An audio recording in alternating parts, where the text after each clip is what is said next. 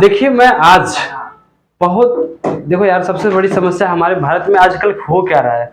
हम पढ़ेंगे बाद में बच्चों को, हम देखो, हम यहाँ पर यूट्यूब पर हम केवल नॉलेज के बातें डालेंगे, बच्चों को मनोरंजन करेंगे, लेकिन हमारा जो क्लास चलता है वो ऑफलाइन, पूरा ऑफलाइन चलता है।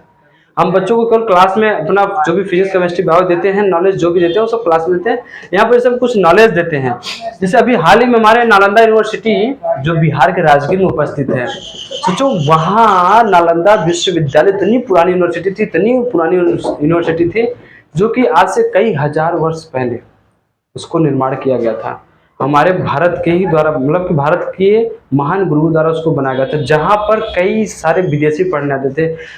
America, China, Japan, Turkey, Bharat के तो थे ही, बहुत दूर दूर से। और वहाँ के जो विद्यार्थी आते थे विदेशी, वो लोग भी अपना नाम रख लेते थे भारतीय नाम। वो लोग अपना नाम चेंज करके भारतीय नाम, सोचो बख्तियार खिलजी एक ऐसा इंसान था जो कि एक मुसलमान इस्लामिक शासक था, और उसने क्या करा था, अपने मंत्रियों द्वारा भेज करके उस नालंदा यूनिवर्सिटी को पूरी तरह से जला दिया था। सन 1193 ईस्वी में उसको जलवा दिया गया था। 1193 ईस्वी में उसको जलवा दिया गया, जो कि 3 महीने तक धू धू करके जलता रहा यूनिवर्सिटी। सोचो 3 महीने तक जलता रहा, जो कि 455 एकड़ में फैला हुआ है जो नालंदा यूनिवर्सिटी। अभी हाल ही में उसका उद्घाटन हुआ है 815 साल बाद। 815 साल बाद इसका फिर से निर्माण किया गया है हमारे इस यूनिवर्सिटी का, और उसका उद्घाटन भी हमारा हो गया है 19 जून को। कब हुआ? 19 जून को हमारे प्राइम मिनिस्टर मोदी जी और सीएम नीतीश जी के द्वारा, समझ में, सीएम नीतीश जी के द्वारा 19 जून को हमारे नालंदा यूनिवर्सिटी को फिर से उद्घाटित कर दिया। उद्घाटन हो चुका है। अब यहाँ पर प्रवेश लेना इतना आसान नहीं होता, बहुत डिफिकल्ट होते हैं इसके क्वेश्चंस एंड आंसर। इसमें हर टाइप्स का हमको मेडिकल के फील्ड, मतलब इसमें जब नालंदा यूनिवर्सिटी हमारी बात करते हैं, इसको नालंदा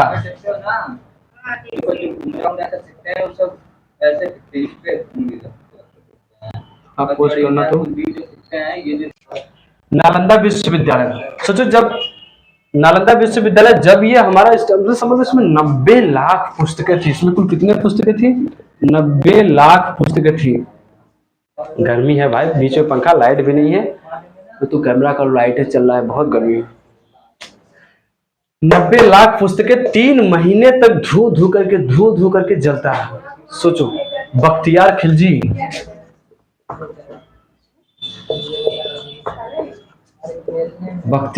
के द्वारा जलवा दिया गया था। सोच लो इस नालंदा, अब इसका फिर से उद्घाटन हुआ है हमारा 815 साल बाद, फिर से बन करके हमारा नया चमकता जगमगाता यूनिवर्सिटी बन गया। पूरे विश्व का सबसे सर्वश्रेष्ठ नालंदा विश्वविद्यालय है, जो कि बिहार के राजगीर में उपस्थित है। समझ गया?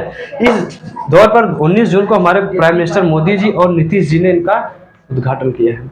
और इसका जो आर्किटेक्ट, मतलब इसका आर्किटेक्चर, जो भी उसका जो निर्माण करने में जो भी हमारा सहायता किया है, वो जोशी नामक इंसान है, उन्होंने मतलब उसका पूरा डिजाइन किया था। अब ये तो ठीक है, अब हमारी समस्या क्या है? सबसे बड़ी समस्या एजुकेशन के मामले में, हमारी सरकार एजुकेशन के मामले में बहुत नीचे,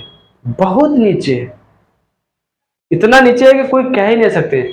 इतनी बड़ी बड़ी एग्जाम्स के क्वेश्चन पेपर लीक हो जा रहे हैं, नीट का पेपर लीक हो जा रहा है भैया, देखो नीट का और नेट का पेपर लीक हो जा रहा है, जो कि दोनों को कौन कराता है? एनटीए कराता है। कौन कराता है? एनटीए। नीट और नेट का भी पेपर लीक हो जा रहा है अभी। अब वो तो छोड़ो, यहाँ पर मतलब क्या हो रहा है कि दिल्ली में वाटर क्राइसिस चल रहा है, दिल्ली में वाटर क्राइसिस भी चल रहा है। समझ में आ गया? दिल्ली में वाटर क्राइसिस चल रहा है, बहुत सारे से प्रॉब्लम चल रहा है। अभी इसके पहले हमारे कुछ समय श्रद्धालुओं के ऊपर गोली चला दी गई थी जम्मू कश्मीर में, कई श्रद्धालुओं की मौत हो गई थी और वो बस खाई में जा गिरी थी। कुछ आतंकवादी पकड़े भी गए थे शायद, जो भी हो देखा जाएगा। समझना क्या? तो ऐसे सारे जो भी हमें समाचार मिलते हैं, हम समझते हैं, जानते हैं। अभी क्या होगा कि जो हमारे टीडीयू और चंद्रबाबू नायडू जी हैं, और वो क्या कहते हैं नीतीश जी, अभी इसमें फैसला होने वाला है कि कौन हमारे स्पीकर बनेंगे लोकसभा में। इन्हीं दोनों में चुनौती बहुत बड़ी फंसी हुई है। आधी सरकार तो इधर फंसी हुई है परेशानी के चक्कर में, आधी सरकार तो उधर फंसी हुई है, और बच्चे इधर परेशान हैं, आधे लोग इधर परेशान हैं। समस्या इस बात की है कि हमको इसमें सरकार को तो कोसना ही नहीं चाहिए, डायरेक्ट शिक्षा मंत्री को जिस समस्या से हमको समाधान करना है, उस समस्या का मिनिस्टर कौन है, उसे कौन चलाता है, उस मिनिस्टर को पकड़ना चाहिए। जैसे एजुकेशन मिनिस्टर के मामले में हमको धर्मेंद्र प्रधान को पकड़ना चाहिए। धर्मेंद्र प्रधान कौन है? धर्मेंद्र प्रधान को पकड़ना चाहिए, ठीक है, ये होना चाहिए। अब अगर इनके ऊपर अगर हम दबाव देंगे तो ऑटोमेटिक हमारा केस सॉल्व हो जाएगा।